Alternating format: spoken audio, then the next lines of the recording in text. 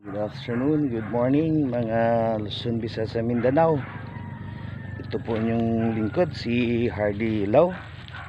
Andito po tayo ngayon sa lugar ng Artilim, sa President Rojas. So ito po yung mga users natin sa ating produkto Agrifix, Soil Activator and Super Grow. Ito po makikita natin mga result nila, no?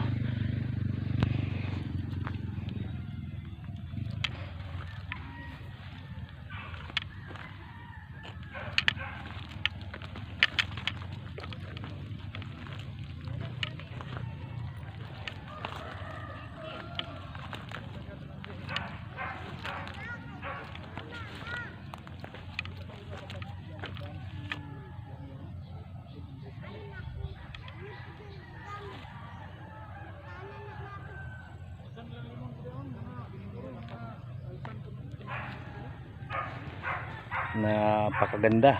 So ayan po, ano,